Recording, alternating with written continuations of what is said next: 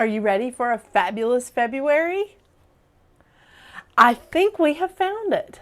I hope. So I love this. We're entering into February in a new Lunar New Year because Lunar New Year is January 29th. And it's the year of the snake. So again, I've said this before, after the drama of the year of the dragon, this is going to be a much chiller year in theory. Yeah, on paper, whatever. So February is really the first month that we're going to feel the energy of the year of the snake. So I've talked about this. I'm not going to talk about it more in this video. You can go back and watch the 9-year in numerology video, or you can watch the year of the snake video. But I really am loving this energy. So we're kicking off February with, again, the year of the snake energy. And February 2nd, we start off with Groundhog Day. Great movie. But it's going to be really interesting to see what Punxsutawney Phil sees this year. I say his name wrong all the time. It's Punxsutawney Phil. I think I'm saying it right now. But it's going to be interesting to see what's going on there because we've had some weird, interesting weather in the South this year already. Very interesting. So on February 4th, we have Jupiter going direct in Gemini. And also we have Venus moving into Aries, just adding a splash of fire to, all things that Venus rules, which is basically our money and our love life, our relationships, not necessarily just romantic ones. Yeah.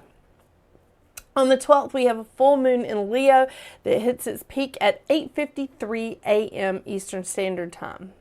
All my times are Eastern Standard Time because, well, that's where I live. Yeah. On the 14th, we have Valentine's Day and Mercury moving into Pisces. Now, Mercury is not fond of Pisces.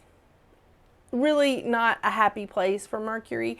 So this is going to be interesting. It's going to be an interesting little twist on communication on this Valentine's Day, this important holiday for romance.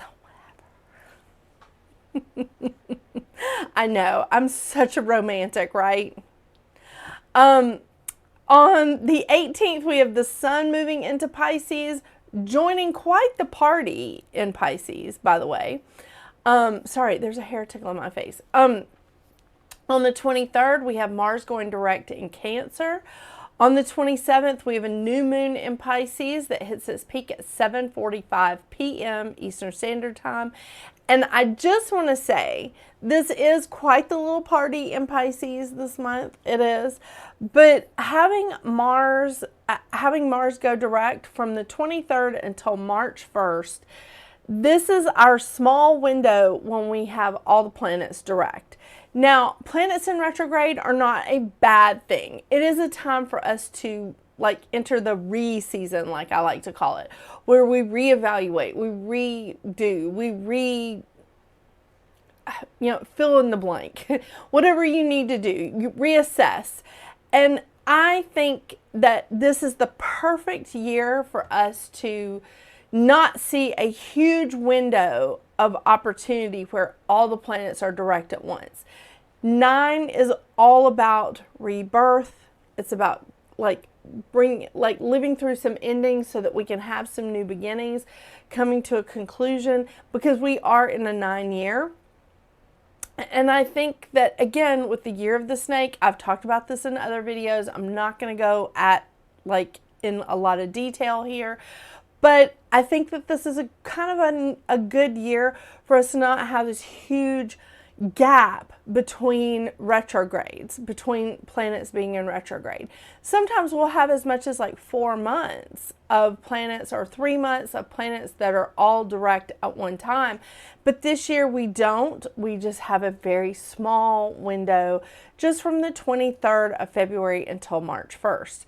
So that being said, We're ending February with one planet in fire, which is Venus in Aries, two planets in air, which is Jupiter in Gemini and Pluto in Aquarius. And Pluto should be camped out in Aquarius for a minute. 2044 is when Pluto comes out of Aquarius. So then we also have one planet and south node in Earth. So we have Uranus camped out in Taurus, and we have south node in Virgo. And in Pisces, oh my gosh, well, there's 5 planets and north node in water. And so we have Mars in Cancer, but Pisces is like the party hub, right? Because we've got North Node, Sun, Saturn, Mercury, and Neptune all in Pisces for this period of time. It's, yeah, if you got a lot of stuff in your chart that's in Pisces, you might want to check this out and see what's going on with you and what's happening with you this month. It's very interesting, very interesting. Okay, so the crystal of the month this month is selenite. Now, I realized that we had this crystal as the crystal of the month in October of 2044. Oh my gosh, 2024. What is wrong with me? I am drinking coffee. I am. But we had, in October of 2024, selenite was the crystal of the month. So the reason why selenite is coming back up at this time is because it's a great remover of negative energy, and it removes negative energy. It cleanses auras. It provides protection. It helps with releasing, a big component of being in the year of the 9 and in the year of the snake, for that matter. And it also helps to get rid, as I said, with negative energy, but it's also negative energy associated with emotions like mental and emotional pain. So this is a wonderful time to just sort of like use the selenite to cleanse, clear, release, so that we can move on and so that we can like have some new beginnings and some new wonderful things coming into our life. I'm going to read a tiny little snippet of it because I have read about this crystal before, but here it is. And I'll show you some more examples in just a second. But here is the basics. It works as a vacuum cleaner to purify and cleanse the aura. It opens and stimulates the crown chakra, bringing in the divine light of the cosmos. It allows you to move forward in strength. That, again, is 9 energy. It is. It connects to your higher self and the I am presence. It clears away the old and helps make way for the new, vibrant energy and a deeper spiritual connection. And I think that is just, it's about spiritual awakening. And I think that this is a fantastic year for that. I don't really think that there's a bad year for that. I really don't. But I'm just saying this is a pretty good year for that. So these are all the examples that I have for sale in my booth, and I just found out that someone published my website and there's nothing on it, so there's nothing new on my website right now. But this is the stuff that I have for sale. So I have some wands. This one has all the chakras on it, the chakra symbols, because it is really fantastic for clearing chakras. For that matter, this is a necklace, although my husband hangs it in his car. I also have one hanging beside my bed. It also has crystals that symbolize each chakra. I have some raw pieces of selenite. I have some smooth. This is also a wand. These are considered wands. I have a wand that has like a pointy tip. I love that. I have this thing that I sit other crystals on top of because it has a little divot in the center. I also have selenite bowls. I have some orange selenite, as you will see, that's moon and sphere. I also have some round ones. I didn't pull those out of my booth for this though. And I have some with the seed of life on them. I have some, like, I love these. They're just the perfect size. I know you can't see it with the reflection of the lights. This one has the Hamsa on it. Also great for protection. And this one is just a plain one, but I love the oval sort of shape. I just like those shapes. And then of course I have the round, and I have these in orange as well. But those are the ones that, like, I keep around. And I also, I have earrings. I have some jewelry. I have some earrings and some necklaces with selenite in them. These are things that I keep in my booth all the time. And I highly recommend that, like, you go check out, like, your local metaphysical store. I can tell you right now, they probably have a ton of selenite. And I also have an athame made out of selenite. I love it. Also something I use quite a bit. Yeah. Okay. So today I am also, like, as usual, I'm going to be pulling cards from the Goddess Guidance Oracle deck. If I can get this to get in focus. I know. My Canon has one job. And I'm also pulling from the Moonology Oracle cards by Yasmin Boland. Love these cards. And as I say almost every month, this is one of the, like, few decks that I read from the book, Yasmin Boland. And it's just because the book has so much information that I really feel like is vital when I'm pulling those cards. Everything else, just intuition. So that being said, I'm really excited about, like, moving into February and really getting the energy of this year of the snake. It's a very exciting time. It is. There's not a huge amount of transits happening in February, but the ones that are happening, I feel like it's really important. I mean, we've got 2 planets going direct. We have Venus moving into Aries. I love it. I love it. A little bit hesitant about Mercury going into Pisces, but that's because I'm double ruled by Mercury. So anytime Mercury is uncomfortable, I feel it. And he's our planet of communication. I mean, come on. But let's see what your individual numerology is for this month. I know. I think it really has an opportunity to be fantastic. So let's see what's shaking out for you.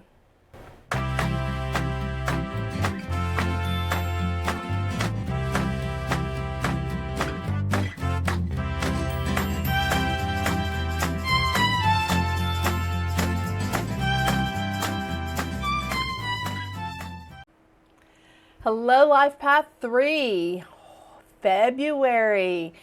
February for you, Life Path 3, is going to be a 5 month. So 5 is a lot of changes, okay? 5 is showing how versatile and adaptable you can be. It's a vibration and an energy of a lot of change, pivotal changes, but it's also a time of fun.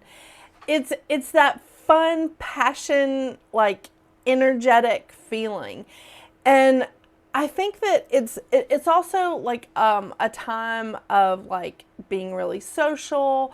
Like, this is where you see that those really dynamic people coming out in that energy of a 5 and just being like, oh yeah, let's go party, let's do this, or let's start a book club or something, like, equally fun. But this is definitely a time of fun, changes, being really social, and there's a lot of unpredictable energy happening with the 5 as well. So it is, like, kind of a period of a little bit of a seesaw of you're just like, ooh, wait, what's happening next? What's happening next? But I still don't feel like it's bad. I think that it's a lot of energy, and it moves quickly. It definitely moves quickly. This is a wonderful time for you to show, like, that you're kind of a jack of all trades, and that you can do, like, a bunch of things, like, you know, simultaneously, that you can multitask, that you can juggle. it's going to be, it can be a busy month for you. It really can be. The mantra of the 5 is, I am energy and creative action, rejuvenating, dynamic, inspiring, and passionate. This definitely is like, it's that flavor. It's that vibration of passion, social, engaging, and dynamic. And I think that this is just, it can be a lot of fun and a lot of recovery from all the work that you do right before in the time of a 4. So January has been a month of 4 for you, Life Path 3.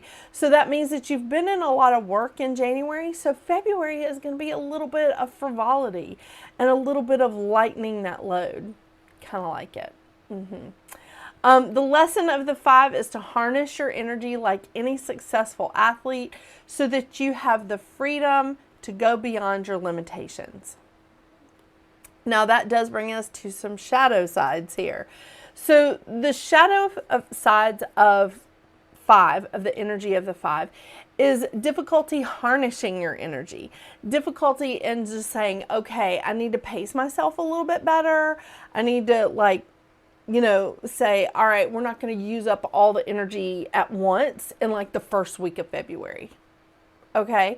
We need to pace ourselves a little bit more during this energy. Unable to move beyond imagined limitations. Most of the limitations that are keeping us held back, Life Path 3, are in our imaginations. And when we're in that energy of a 5, it's sort of heightening that. It's sort of going, oh, wait, no, you can't do that. You're limited here. You need to hold yourself back. That's not something we need to embrace, okay? Especially with, and I'll get to, I'll recap some of your shadow sides, but we don't need to embrace that. Feel it, acknowledge it, and just go, okay, but I'm not going to sit in that. I'm not going to sit in my imagined limitations this month. It definitely could cause some nervous or some restless energy if we do sit in our imagined limitations too long. Yeah. So just to recap some of your stuff, Life Path 3, you're all about communication. You're all about communication and self-expression in any way, shape, or form. You're in a place where you need to speak your truth in this lifetime. That's your entire life path. And the mantra of the 3 is, I am creativity and vibrant expression, sharing my authentic voice freely. Yeah. And shadow sides here, when you can't share your authentic voice freely, it starts triggering some things like pessimism, exaggeration, and getting a little gossipy. And that's a place where we don't want to start judging ourselves too harshly, because when we start judging ourselves too harshly, Life Path 3, we sort of overflow into everybody else and we start judging everybody else harshly as well.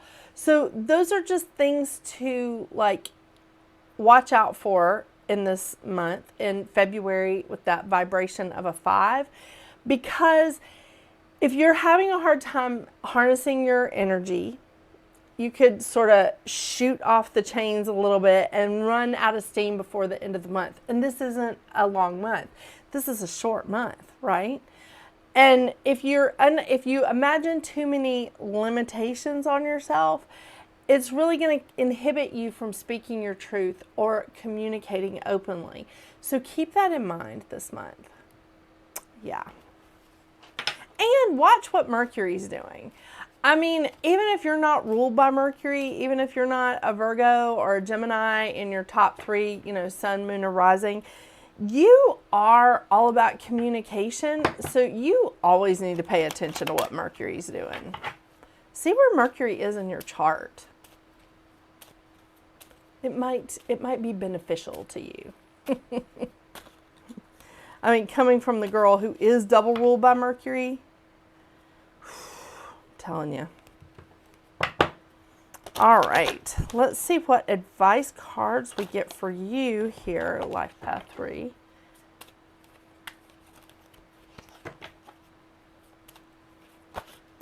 Good grief, they're just like flying out of my hand today.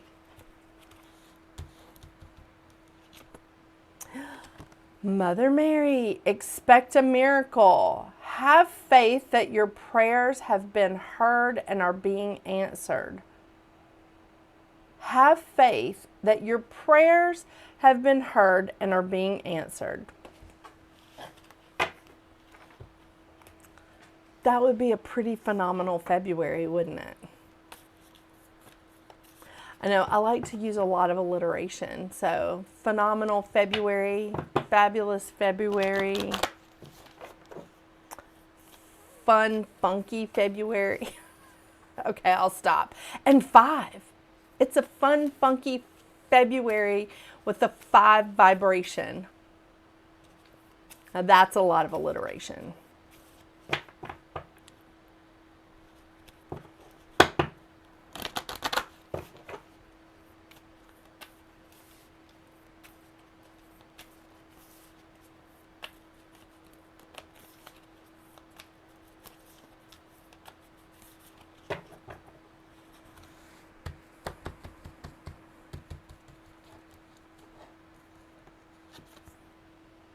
Ooh, new moon in Virgo. New moon in Virgo, a time to give rather than take.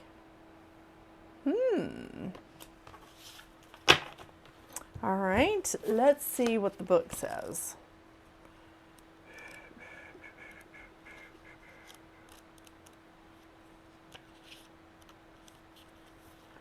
All right. Here we go. New moon in Virgo, a time to give rather than take. If I can get the canon to get into focus, there we go. All right, when this card comes up, it's time for you to take stock of your situation. Where are you and where do you want to go? The new moon energy of this card suggests a restart, and the Virgo energy suggests that I need to read from the book. And the Virgo energy suggests that you make that restart a clever one that's simple and well organized. Virgo has a strong health aspect to it. So if you've been unwell, this card suggests that your health is on the up. I like that. Virgo loves eating, clean eating and alternative therapies. So add these into your routines now. However you've been feeling, if a situation is blocked at the moment, it could be that you're overanalyzing things or being too critical. It's time to ask less what someone else can do for you and think about more what you can do for others. Recommit to healthy mornings and evening routines.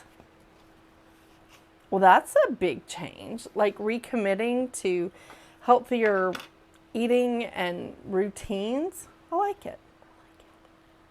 Thank you so much for joining me today, Life Path 3. I hope February is absolutely phenomenal for you. And thank you so much for your continuing support on my channel. I cannot wait to see what 2025 brings all of us in this year of the snake. Again, I hope you have a wonderful February. And until we see each other again, get out there and make your magic. Bye.